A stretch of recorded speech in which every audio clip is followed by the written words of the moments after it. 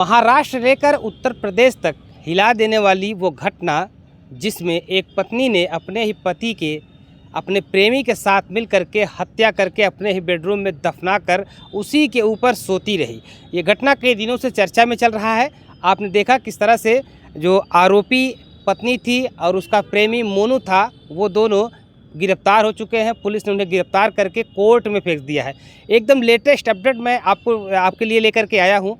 Police ने अब तक चमन और मोनू से क्या क्या कबुलवाया है, यानी कि जांच में पुलिस को मोनू और चमन ने क्या कुछ बताया है, आखिर हत्या क्यों की गई है और हत्या का प्लान कब बना, हत्या का प्लान किसने बनाया। बहुत सारी जानकारियां हैं जो पुलिस इकट्ठा करने में जुटी हुई है। आखिर किस चीज़ से हत्या की गई, आखिर हत्या करने का कारण क्या रहा, ये तमाम घटना है जो लोग जानना चाहते हैं, देश जानना चाहता है। आखिर क्यों जो है विजय चौहान जो अपने पत्नी की खुशियों के लिए वो सब करता था, जो एक पति जो है करता था, आखिर पत्नी ने उसकी हत्या की साजिश क्यों रची, क्या वो कारण था। और एक नाम जो निकल करके आ रहा है सर्वेश गिरी का, आखिर सर्वेश गिरी का इस पूरे केस में क्या रोल रहा है। मोनू के माता पिता भी वहीं मुंबई में ही नालासोपारा में ही रहते थे, ऐसी जानकारी मिली है। और नालासोपारा में विजय अपने पत्नी के साथ चाल में रहता था और पत्नी के लिए, पत्नी के नाम से वो संपत्ति भी खरीदी थी। आखिर संपत्ति पर मोनू की नज़र थी या जो सर्वेश गिरी का नाम निकल करके आ रहा है। एक पुलिस ने पूरे जांच में, प्रथम जांच जो पुलिस की होती है उसमें पुलिस ने बहुत कुछ बताया है। आखिर में मोनू का जो है प्रेम प्रसंग चमन से कब चल रहा था, आखिर हत्या का कारण क्या माना जा रहा है। हालांकि कोर्ट में चमन को पुलिस ने पेश किया है, कोर्ट के सामने सारी बातें रखी गई। बहुत कुछ अभी उसमें जानना ज़रूरी है, इसलिए कोर्ट से मुंबई पुलिस ने दरख्वास्त किया और पुलिस को जो है कोर्ट ने 7 दिनों की रिमांड दे दी है। यानी कि पुलिस कस्टडी में मोनू और जो है चमन यानी कि विजय की पत्नी 7 दिनों तक पुलिस कस्टडी में रहेंगे। पुलिस इनके साथ कड़ाई के साथ पूछताछ करेगी और वो सारा जो राज अभी तो राज बना हुआ है उस राज को पुलिस खोलेगी। यानी कि मोनू जो है कब से उसके संपर्क में आया, ऐसी कौन सी स्थिति बनी, ऐसी कौन सी स्थिति आ पड़ी कि विजय की हत्या कर दी गई। यानी कि विजय 2 जुलाई से विजय को खोजा जा रहा था, तो उसके बाद लगातार उसके भाई जो कमलेश थे, उनके और जो भाई थे वो लगातार विजय को खोज रहे थे, उनकी पत्नी उन्हें किस तरह से गुमराह करती रही। अब चमन और मोनू ने पत्नी जो विजय चौहान की है चमन, क्या कुछ बताया है पुलिस को, उस पर एक नज़र हम डालते हैं। नालासोपारा के पेल्हार पुलिस स्टेशन के ये पूरा मामला है। वहाँ के जो पुलिस अधिकारी हैं उन्होंने क्या कुछ मीडिया से बात करते हुए बताया, उस पर एक नज़र डालेंगे और आप थोड़ा सा इससे धीरे धीरे स्पष्ट हो जाएंगे कि हत्या का कारण क्यों बना। आखिर क्यों विजय की मौत मोनू और उसकी पत्नी ने मिल करके किया, आखिर 100 को कहाँ छिपाया रहा। पुलिस अधिकारी ने बताया कि विजय की हत्या जो है 5 से 6 जुलाई के बीच में की गई है। वहीं जो है विजय के भाई जो बता रहे हैं 2 तारीख से ही विजय को लगातार खोजा जा रहा है। यानी कि 2 के पहले विजय कहाँ थे, क्या अपने भाइयों से भी उन्होंने झूठ बोला। विजय की बहन से जब हमने बात की, उन्होंने कहा कि 2 तारीख के वो वीडियो कॉल पर बात करते हैं, उसके बाद उनका कोई पता नहीं चलता, उनका कोई फ़ोन नहीं आता। यानी कि पुलिस अधिकारी की माने तो हत्या 5 से 6 के बीच में, जुलाई के बीच में की गई है। तो उसके पहले विजय कहाँ थे, ये भी एक बड़ा सवाल है। क्या विजय को गुमराह किया गया था या विजय अपनी पत्नी से नाराज़ होकर के चले गए थे, वो सारा राज पुलिस जो है अब इनसे जो है चमन से और मोनू से मिलकर के बुलवाएगी।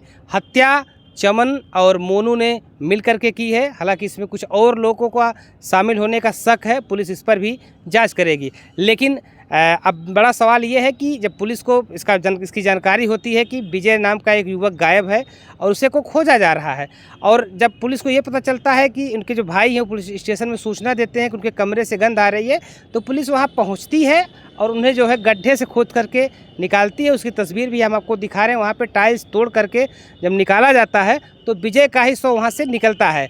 और हत्या के बाद बताया जाता है कि जो विजय का बच्चा था वो घर में सोया था और उसके बाद मोनू और चमन ने मिल करके विजय की हत्या की और अगले दिन उसी बेडरूम में, उसी बेड पर विजय को जो है उसी बेडरूम में बेड पर सुला करके उसके ऊपर कपड़े लाद दिए गए थे, जिससे किसी को शक न चले कि विजय यहाँ पर सोया हुआ है।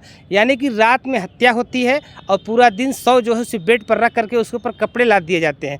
और उसको दफन करने का जो प्लान है वो चमन और मोनू मिलकर के बनाते हैं। जब चमन का बच्चा जो 6 साल का बच्चा है, विजय का जो बेटा है, वो स्कूल चला जाता है, उसके बाद ये दफन की प्रक्रिया चालू होती है। पुलिस के पूछताछ में ये उन लोगों ने इसको कबूल किया है।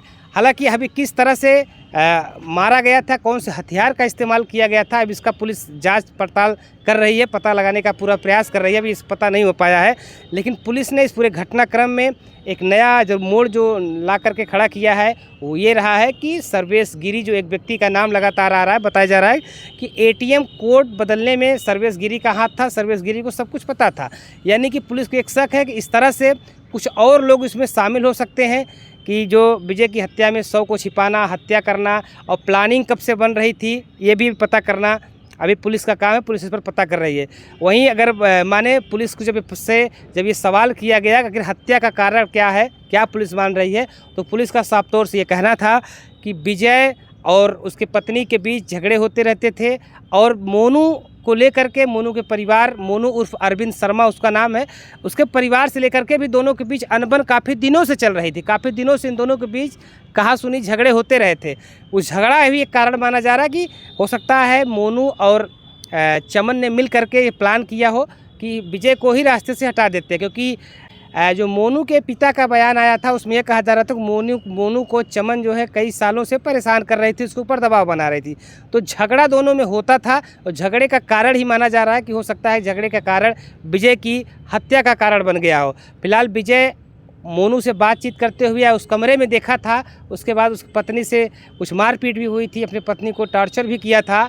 उसके अगले दिन जो है विजय गायब हो जाते हैं। तो पुलिस की प्रथम रिपोर्ट में जो जांच आई है, जो जांच रिपोर्ट आई है, उसमें ये सब खुलासा हुआ है, और बच्चे को जो है कमलेश चौहान यानी कि विजय के भाई को लिखा पढ़ी के साथ सौंप दिया गया है, और अब जांच जारी है। क्या आने वाले समय में जैसे जैसे ये जांच आगे बढ़ेगी वैसे ही बड़े खुलासे होने की संभावना है, क्योंकि शव को छिपाना, गड्ढा खोदना किसी एक व्यक्ति का या 2 व्यक्ति का काम नहीं हो सकता। सीधी सी बात है कि इसमें कुछ लोग और मिले होंगे, और पुलिस सब जाने, पुलिस ने बहुत कुछ छिपाया भी है। अभी वो आगे जिस तरह से जाँच आगे बढ़ाएगी उस तरह से सारे डिटेल पुलिस मीडिया के सामने रखेगी। तो फिलहाल जो जानकारी है, पुलिस कस्टडी में अभी 7 दिन तक विजय की पत्नी चमन और उसका आशिक मोनू वो पुलिस कस्टडी में रहेंगे। पुलिस अभी इनसे बहुत कुछ उगलवाएगी कि इस चीज़ से हत्या की गई है, आखिर हत्या का कारण क्या है, कितने लोग शामिल हैं, इस घटना का पूरा प्लान किसने बनाया, इस घटना की प्लान कितने दिनों से बनाई जा रही है, वो सारा राज पुलिस, मुंबई पुलिस निकालेगी। और जैसे ही मुंबई पुलिस का कोई स्टेटमेंट आता है तो सबसे पहले हम आपके सामने हाजिर हो जाएंगे, वो सारा डिटेल लेकर के, क्योंकि इस खबर से महाराष्ट्र ही नहीं बल्कि उत्तर प्रदेश भी हिला हुआ है। क्योंकि उत्तर प्रदेश के जौनपुर के रहने वाले विजय चौहान थे और उसकी पत्नी चमन, दोनों यहीं के रहने वाले थे, लेकिन कुछ सालों से वो मुंबई में जा कर के काम कर रहे थे, राजगीर का काम कर रहे थे, घर बनाने का काम कर रहे थे। तो पुलिस की जो प्रथम जांच रिपोर्ट में मामला सामने आया था वो हमने आपको बताया, और ये जानकारी आपको कैसी लगती है आप लोग कमेंट बॉक्स में ज़रूर बताइएगा। और आगे जैसे ही जानकारी निकल करके आती है आपके बीच फिर से हम लेकर के हाजिर होंगे।